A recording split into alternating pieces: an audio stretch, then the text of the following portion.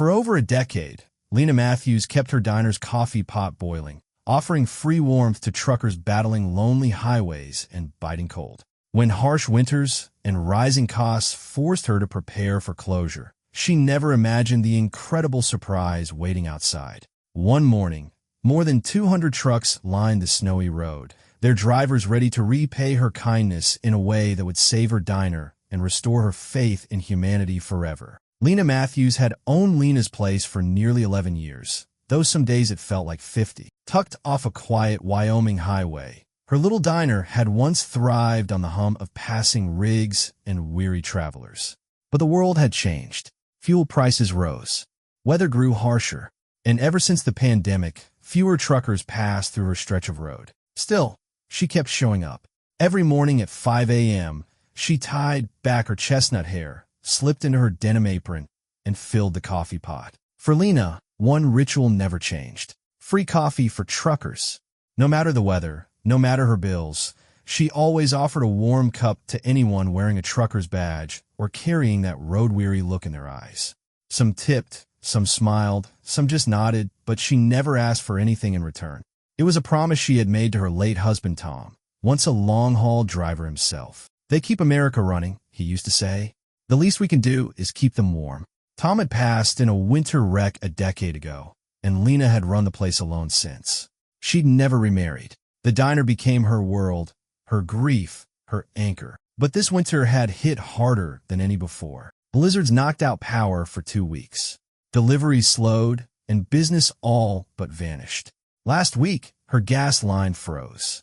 Yesterday, her only working fridge gave out. And this morning, as she unlocked the front door, a bitter wind howled through a cracked window she couldn't afford to fix. She held the closed for good sign in her hand. Her throat tightened as she looked around the empty diner. The booth where truckers once laughed, the counter where she used to slide hot plates of eggs and hash, the wall filled with hand-pinned photos of rigs and drivers she once called family. But before she could hang the sign, she heard it, a low rumble, then another and another. Lena stepped outside, expecting maybe a snowplow or two. Instead, she froze. Rigs, dozens, then hundreds. Headlights glowed through the snowy haze, stretching down the road farther than her eyes could follow. One by one, they rolled to a stop outside her diner. And in that moment, Lena realized something extraordinary was about to happen. Lena stood in the doorway, her breath visible in the cold morning air. The rumble of engines surrounded her like thunder, echoing through the valley. She counted the trucks instinctively, 12, 25, then lost track. They kept coming. Some bore names she remembered: Baker Haulage, Red Star Freight, Midwest Express.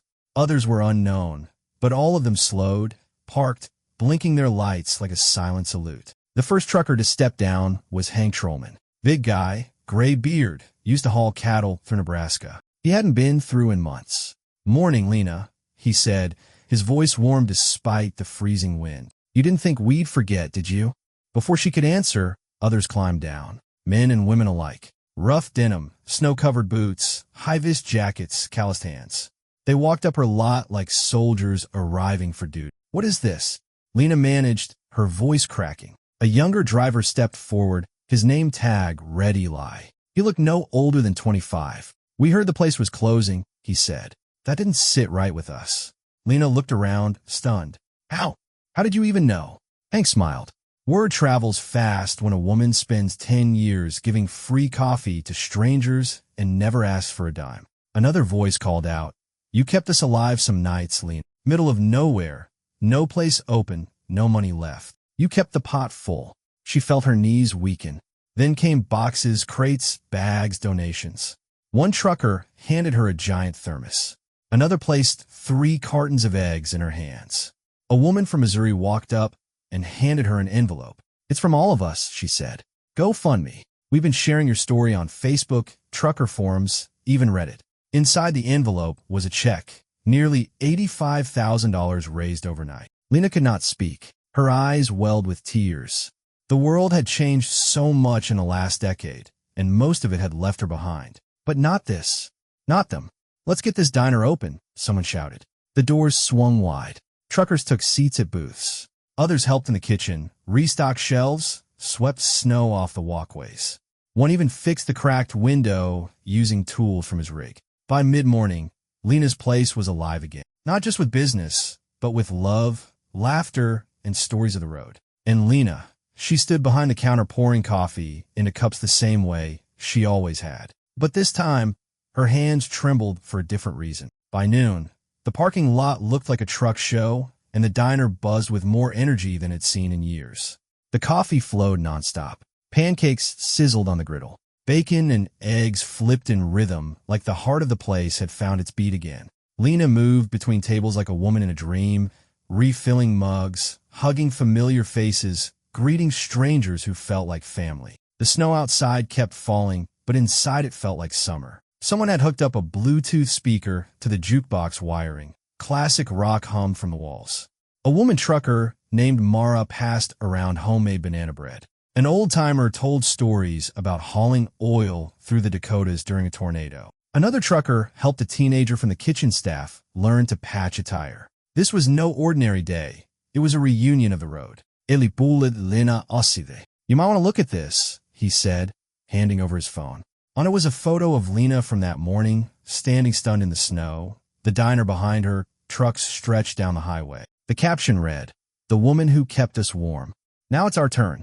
It had already been shared over 40,000 times. Lena stared at the screen, barely breathing. Below the photo, there were comments, hundreds of them. She gave me coffee when I was broke and freezing in 2018. Never forgot her kindness. Just donated. If anyone deserves to be saved, it's her. Ili Grineth. We passed the 100 grand mark 20 minutes ago. Donations just keep coming in. Lena blinked hard, trying to hold back tears. I didn't. I never thought anyone noticed.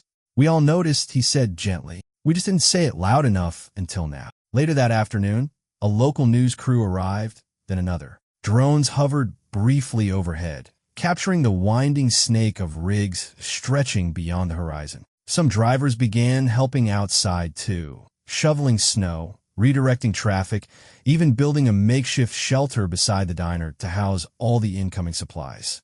As dusk neared, someone switched on the old neon sign over the door. Lena's place, open 24 hours. It flickered for a moment, then glowed, steady and proud. The following days blurred into a whirlwind of activity and kindness that Lena could scarcely believe. Truckers who had once been strangers became fast friends, offering skills and stories as freely as they shared their supplies.